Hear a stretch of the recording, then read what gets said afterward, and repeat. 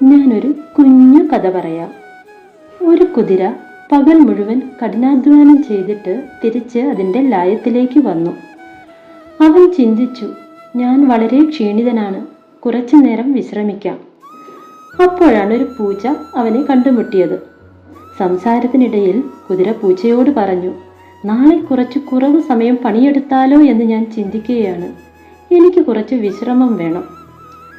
പൂച്ച പശുവിനോട് പോയി പറഞ്ഞു, കുതിര ഇനി ഇവിടെ ഒട്ടും നിൽക്കാൻ ആഗ്രഹിക്കുന്നില്ല. മുതലാളി ഭയങ്കര കണിശക്കാരനാണ്. പശു ആടിനോട് പറഞ്ഞു, കുതിര ഇവിടം വിട്ടു പോകാൻ ആഗ്രഹിക്കുന്നു. കാരണം മുതലാളി അവനെ അടിക്കുന്നു, പിന്നെ ആവശ്യത്തിന് ഭക്ഷണവും കൊടുക്കുന്നില്ല.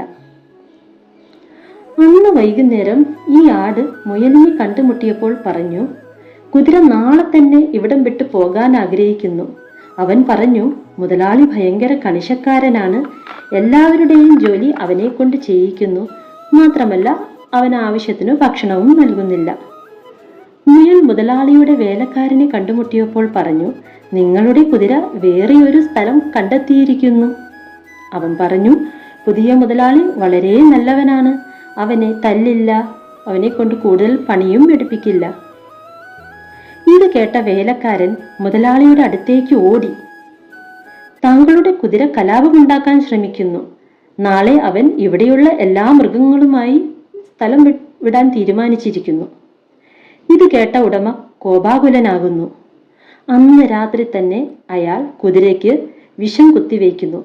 പാവം കുതിര ചത്തുപോയി. എന്തുകൊണ്ട് ആ കുതിര ചത്തു? അവൻ കലാപമുണ്ടാക്കാൻ ഉദ്ദേശിച്ചിരുന്നില്ല. ഒരേ ഒരു തെറ്റേ അവൻ ചെയ്തുള്ളൂ.